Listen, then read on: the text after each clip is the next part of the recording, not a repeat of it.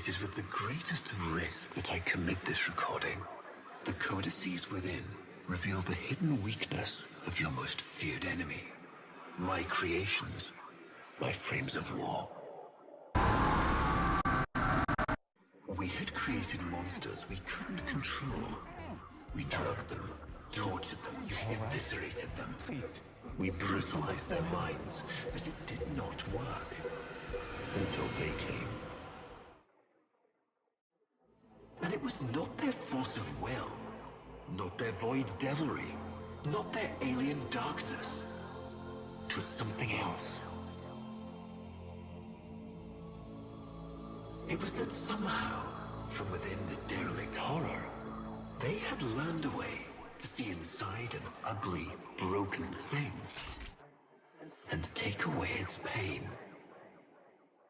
Salutations everyone, my name is Silta and welcome to the video. Today we'll be discussing and taking a look into the amazing universe and game of Warframe, a free co-op third-person space ninja shooter and looter. Now, TennoCon is coming up very soon and I have exactly one day left to finish this video, so I'm going to try and do it all in one night. And there is a lot of lore in this game, and as much as I'd love to make an hour-long video going into every nitty-gritty detail of the lore, I'll try to summarize the Tenno, since a lot of people seem to be confused on just exactly what they are, so please prepare for spoilers ahead. I cannot express enough that you should play this game's main storyline blind if you haven't already, and with that, let's just get right into it.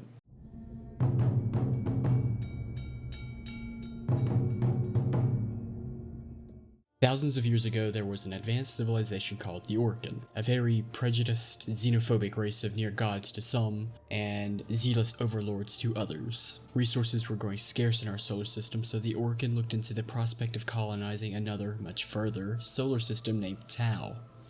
As impressive as their technology was, the Orcan could not cross solar systems without the aid of solar rails, a sort of railway that allows further traveling. In order to create a solar rail system to Tau, the Orcan had developed a unique, adaptable synthetic race of sentients, a fully evolving race of robotic creatures to build this railway in the darkness of space and through inhospitable conditions to more organic creatures. These sentients are able to reproduce from scraps of materials and can adapt to any environment to get the job done. Needless to say, preparations were made to begin colonizing Tau's solar system.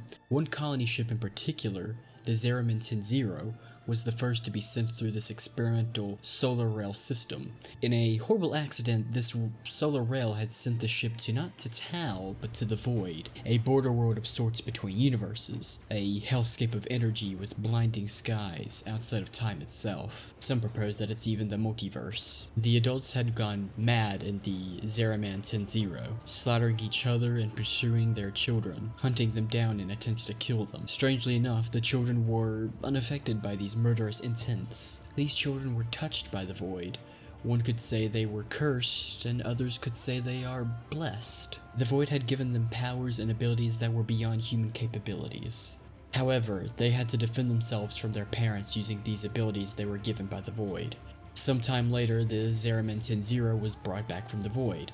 The Orcan came to fear these Void-touched children, calling them devils, and eventually Tenno after the ship they were retrieved from. They could not control their powers and therefore were locked away and experimented on. Eventually, the Orcan wanted to destroy the Tenno out of fear that they would destroy the Orcan, until an Orcan scholar named Margulis spoke out. She saw the scarred children not as demons or monsters, but as they were, her children. Margulis was studying transference, a means for one to transfer their mind and consciousness into a surrogate body, essentially as a way to make Orcan immortal. The Orcans saw this as an opportunity to use Warframes, another more militarized project. Mindless infested biodrones that were once people as a means to create superior child soldiers to combat their enemies. The Tenno were forced to inhabit these frames of war and serve their Orcan masters. Bound by both honor and code, they would lay down their life and the lives of others if the Orcan willed it. Margulis was labeled a traitor for trying to stop this and save her Tenno from their fate.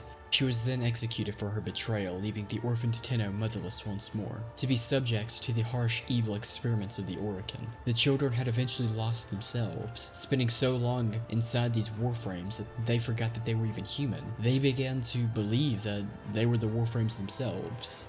mute bioweapons of war that served under no one else but the Orkin. Sometime later, the Orkin were nearly annihilated. A genocide had taken place against them by none other than the Tenno themselves. No one knows or remembers why exactly, not even the Tenno. This valuable piece of history was taken away with no explanation, and it was dubbed the Old War. All that was known is that since the Orkin Empire fell, the Warframes put themselves away in cryostasis around the solar systems to prevent others from using them. The Tenno and their Warframes slept for thousands of years as time went on without them, the solar system changing in their absence, their way of life taken from them a second time.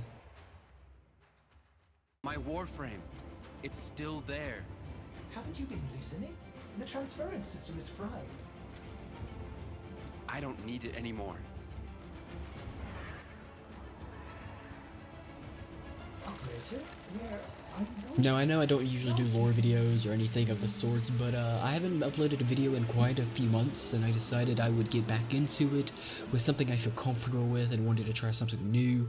This might be the only lore video I'll make. I don't know. If you guys have other recommendations, send them to me. I will look them up, I will study over them, and I might make a lore video out of them. I have quite enjoyed making this lore video, and I may make more in the future.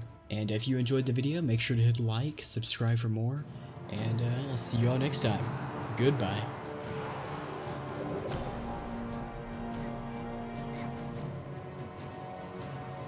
A chance to kill.